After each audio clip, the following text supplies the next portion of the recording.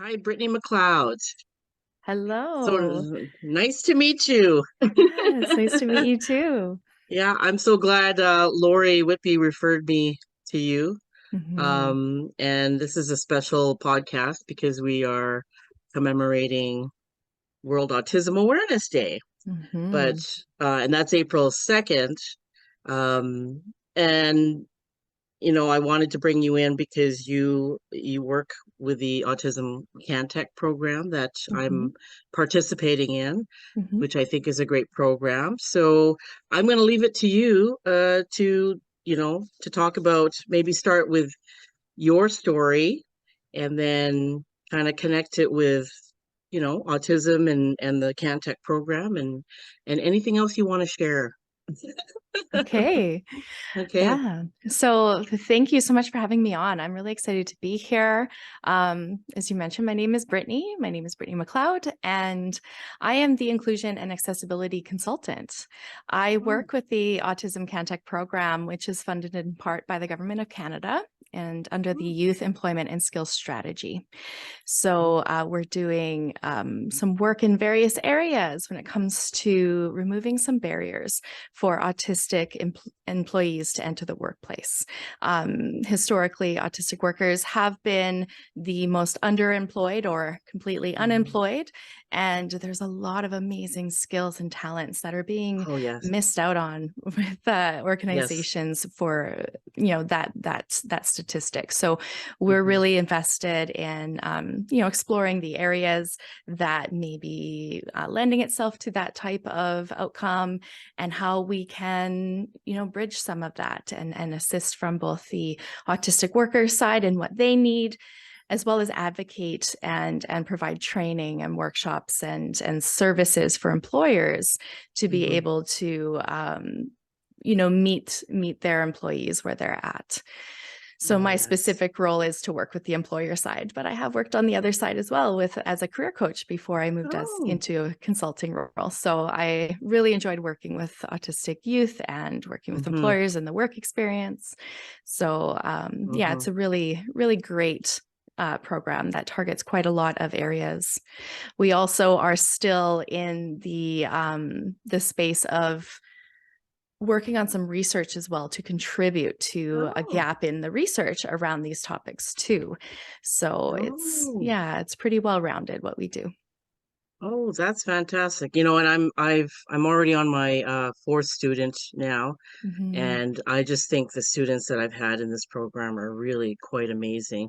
And Yeah. they're from, they have different spectrums. So maybe can you Hmm. educate our audience on all things autism? Just Yeah. because, I've just recently experienced it myself in the last year, Hmm. just, being able to connect with these students. But before that, I really didn't know a lot about it. So maybe you could Yeah. educate us a little bit more. Yeah, I love to talk about autism and neurodiversity. I am neurodivergent myself, and Oh, so I grew up with many of the same barriers, struggles. I have privilege within my disability that allows me to navigate maybe communication channels a little bit easier. And, I was able to do what's called masking, which is actually really, really hard to do and not a great thing to oh, do for a long yeah. time. But Mhm. it is a privilege in that it allowed me to enter the workplace because I could sort of pretend I wasn't neurodivergent. But it did take a lot of effort. And so I love to speak about this topic so that that type of coping doesn't need to Mhm. be the way that is the only way to enter the workplace, because not everybody can mask either, and Right. that's not inclusive for those individuals. And again, like lots of missed talent when those Oh, types of yes. structures are in place, right? So it's not really Mhm. great from any angle of the discussion for any of the stakeholders. So Mhm. I really love to talk about autism from an autism self-advocacy approach, because Mm. I know that there's quite a lot of discussion in the space from the professional lens. Oftentimes Mhm. those types of research or medical observations or developments were actually led by folks who are not neurodivergent. Right. So, my experience is that most people are very well intentioned, but it's difficult to actually give accurate information on something you've never experienced yourself. So That's correct. Yeah. yeah, the Wow. autism community has really developed in self-advocacy over the last several years, and there's many amazing adults that speak on these topics from different lenses, so that it doesn't just Hmm. stay as a topic within diagnosis or clinical or medical Yeah. spaces. Hmm. There's always like a need for those supports as well as it Hmm. is for anybody else, but it's nice to be able to speak on it in terms of a social model of disability, which really moves away from identifying and hyperfixating on any differences in Right. people. And it really Hmm. moves the focus onto the environment. And that's really where we have the biggest locus of control is, Hmm. what are we deciding are our processes and our Hmm. mindsets and Hmm. our, communication skills and our goals. Those are things that we have power to Hmm. be able to work with.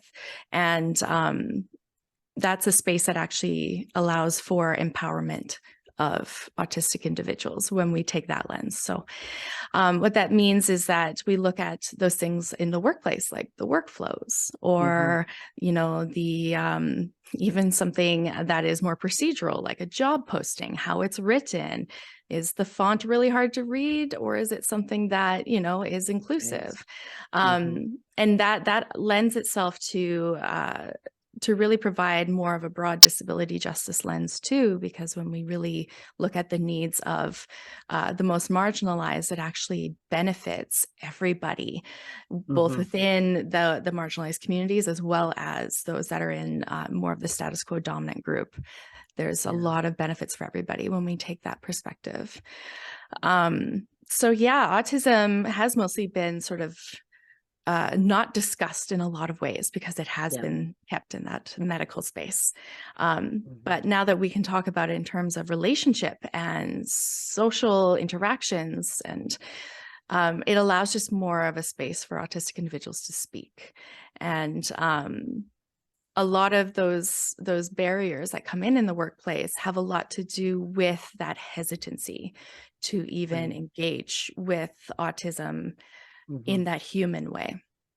And Yes. it can be really isolating and even dehumanizing depending Hmm. on how that goes about happening, even Yeah. in spaces where folks don't intend it. So Yeah. my work is mostly on like how can we reframe some of these things so that Yeah. it's focusing on strengths-based approach of, Hmm. let's not look at the way that maybe somebody says something or that they may not make eye contact. That's not really essential information or essential practices.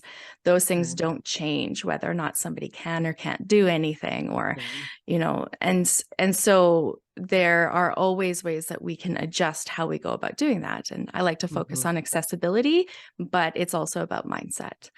So Hmm. knowing that everybody has strengths in areas that maybe they're not as strong or confident or Yeah. interested in, Hmm. and that we can take that lens, and that will actually provide a lot of psychological safety and Yeah. accessibility for autistic individuals who may have, some of these struggles might be emphasized in more Hmm. of the status quo environments, and that Hmm. sort of thing. So instead of focusing on what's different, we focus on what works and what can we Hmm. do to synergize all of our strengths and talents together.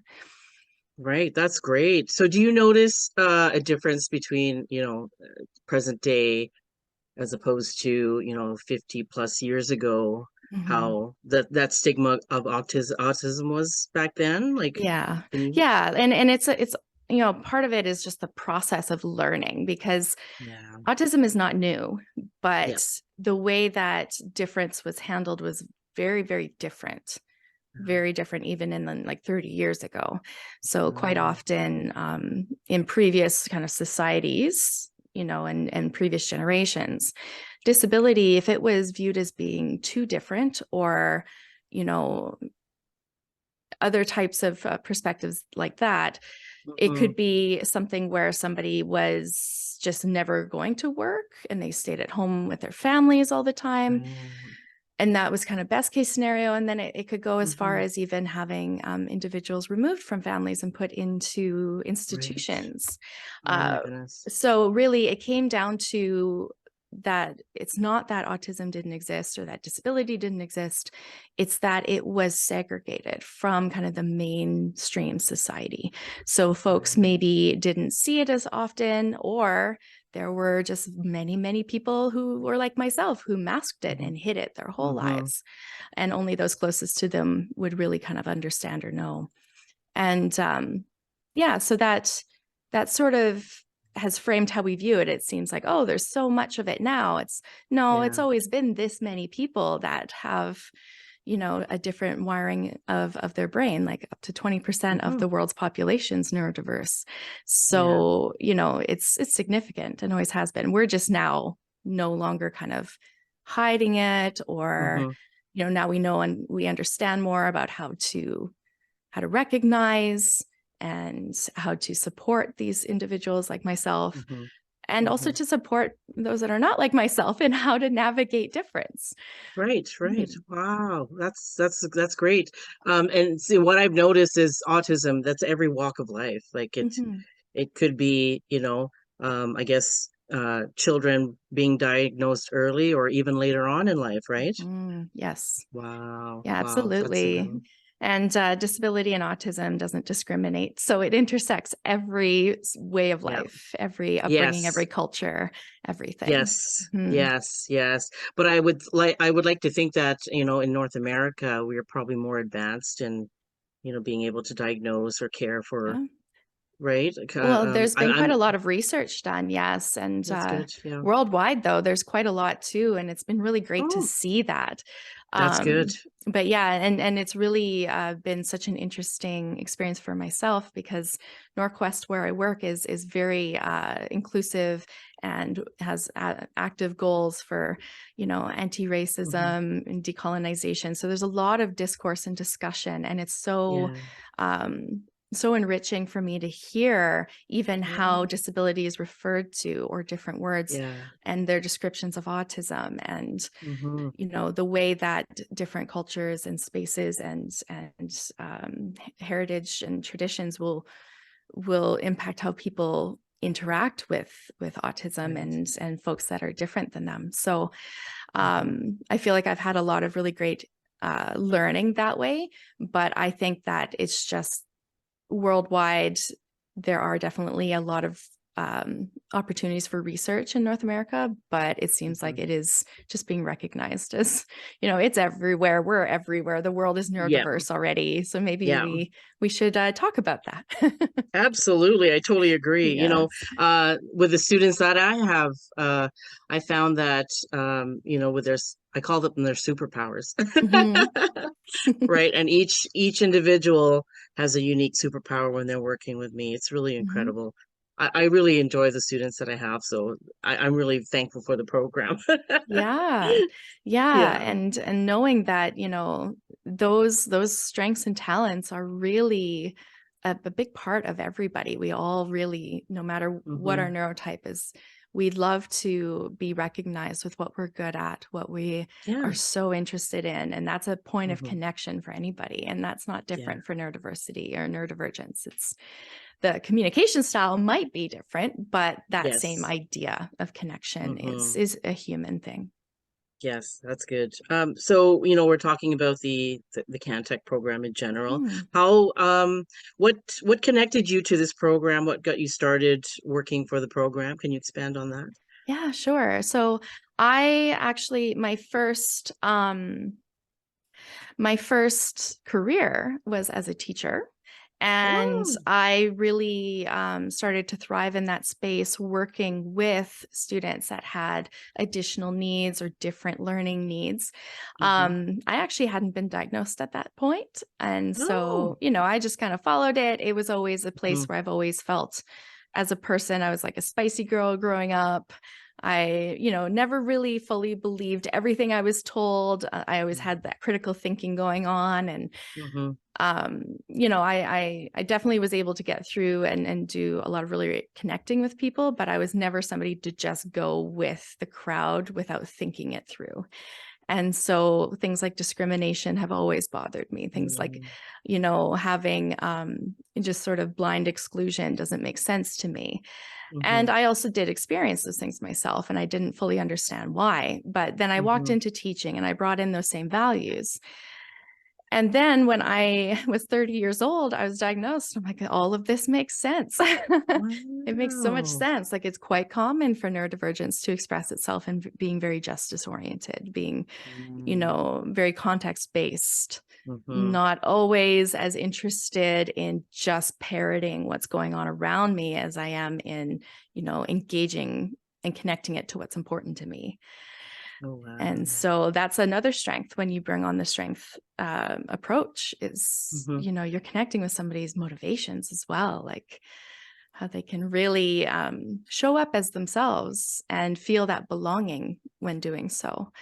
Right. Yeah. So Wow. then I moved into coaching because COVID changed the whole environment of teaching, and I was Mm, noticing some of my own needs that weren't able to be accommodated at that place either. And I mhm, I just always really valued the impact I was making in my classroom with my students, and mhm, it just seemed like a natural cross. What is that called? Crossroads, mhm. where I was like, okay, I can keep doing this and just maybe Yeah. adjust my accommodation. But Mhm, I also really, really loved the coaching in teaching. I loved a mm, lot about it, but the coaching was my favorite. And I just always felt like I never had enough time to do it. mhm. So I moved into some training for coaching. And Mm, this role came up open as a career coach with the Autism CanTech program. wow. And so I was like, okay, well, let's apply there. And it ended up being just as great as I thought it was when I read about it. And there's been a lot Um, of really amazing agency for neurodivergent and staff members on the team. And, we mhm. really get to collaborate together with everybody from all the neurotypes on the team. Yeah, it's definitely it's the only space I felt at work where I felt safe to be able to actually say Oh, I'm neurodivergent and have it be right. seen as valid and not a liability or something to avoid. So, Wow, that's yeah. incredible. Oh, that's wow, that's Yeah. wow, what a story. That's beautiful. A firsthand account of how, working towards inclusion really impacts someone's life. Yeah. Absolutely. Yeah. Mhm. So, when we go back to the program, have you found with all the students the success rate, what and especially with employers, can you expand on how how that has been with the Mhm. students and the employers? I mean, for myself, Yeah. I'm loving the program, so Yes. Well, I love to hear that. yeah. And also, we have collected that data as part of our research as well. Oh. And just to kind of like see where we're at in our goals, with Hmm. our main goal Hmm. being, having opportunities created and sustainable employment being, one of those main outcomes. Yeah. And Canada has actually improved quite a lot since, Oh. a few years ago when this was really taken on as a serious initiative, I suppose, to Hmm. look at the areas that are actually really um, impacting the employment of autistic workers. Hmm. And there's some key areas like the recruitment process, and also, being underemployed if they, do disclose their diagnosis. A lot of Right. the times they may not be considered. It sort of excludes them from being considered Mm, for promotion or advancement. And other areas like needing to mask or having to do processes in ways that are really hard for how their brain is right. wired. But if they had some accessible, shifts, Hmm. then it wouldn't be hard that way, and it would be something Right. that's more sustainable. So there's a lot of really interesting metrics that came out. And what we've noticed with taking the wraparound approach of training and providing work experience and support with a career coach throughout, Hmm. um, for the participants, and doing intentional matching with our employers so that it is Hmm. a mutually beneficial connection. And then Mm-hmm. also with my services of being that wraparound support for more like those higher level policy Mm-hmm. or strategy, or even, the at the elbow support for the line managers and supervisors.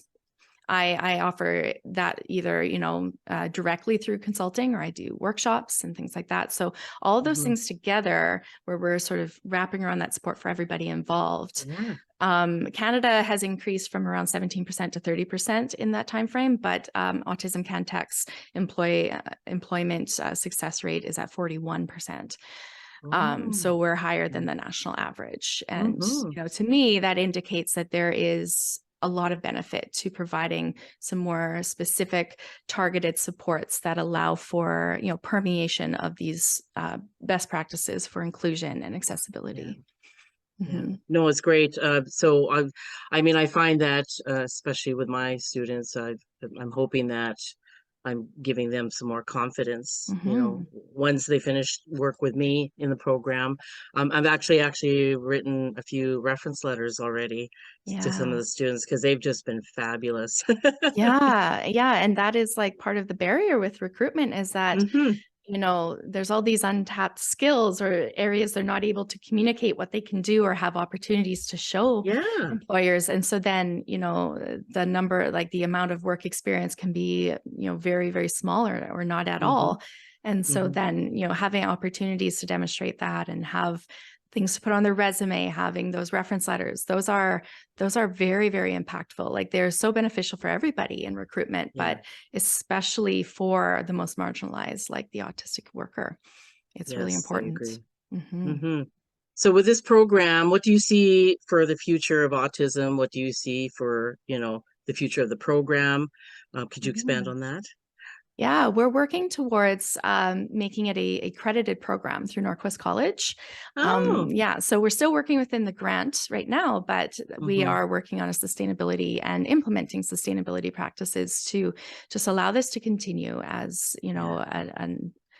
an everyday offering for Yeah. autistic students. That, there is a lot of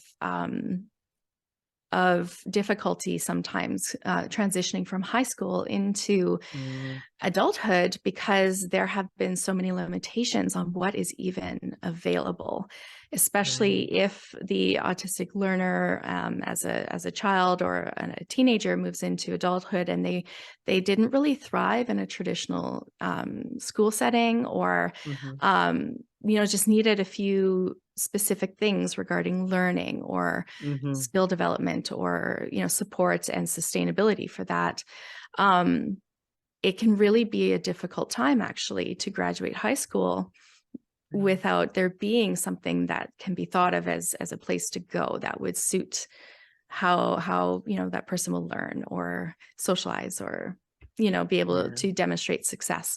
So that's a big driver for us, is to just start to create this through our example, as being a program that is very applicable to entering the workplace, Hmm. um, and also allows for there to be an option for those students moving into adulthood. And then also for those that have been adults for a long time and gone without some of these supports, or Hmm. this type of support, then we'd really like to open that up for them as well in this credited program. I'm Right. also working with the consulting on developing this consultant like agency, essentially, that works Hmm. alongside and provides grant opportunities for these students to be able to go through the program, have their work experience, and that can Yeah. be a way to enter the workforce and to develop the credentials they need. Wow. So, Well, it's mhm. really amazing what you guys are doing. I'm grateful for it. It not only just it teaches me to have more compassion and understanding for these students, and Mhm. for me, I'm becoming more aware of what autism is about, right? So Yeah. so I appreciate it on all levels. So thank you Mhm. for that. And thank you for speaking about autism. And before we conclude, I Yeah. like to ask my guests a very important question. Okay. So what matters to Brittany? What matters to you the most?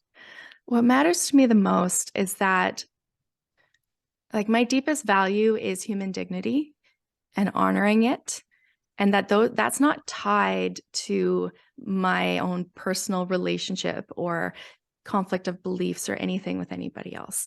So, what's most important to me is when I'm looking at accessibility, I'm looking at honoring honoring that people are capable. They are important enough to provide, opportunities for them to meet their needs.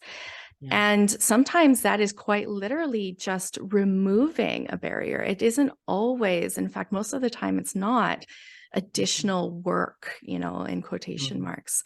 It is quite literally kind of just getting out of the way and allowing for people to take up the space that's theirs and show up as themselves and demonstrate their skills and cultivate those relationships as what is most natural for them. And Mhm.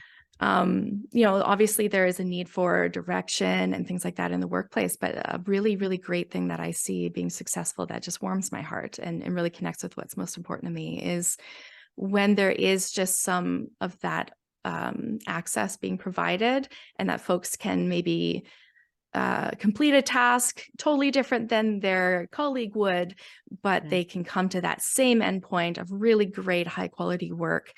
And nobody's focusing on how it was done because they've Yeah. been able to have that agency and dignity to choose that in the workplace. And I don't know, in my experience, it provides just so much more safety, better Mhm. connection, better rapport, better culture, Mhm. way lower turnover rates because someone feels Yeah. safe to stay and they feel Mhm. motivated to stay in that type of environment. Like, there's just so many benefits from that. So yeah, that's what's most Wow. important to me. Oh, wow, that was lovely. My Oh, goodness. thank Thank you. you so much, Brittany. I really Mhm. appreciate that. Thank you. Yeah, thank you.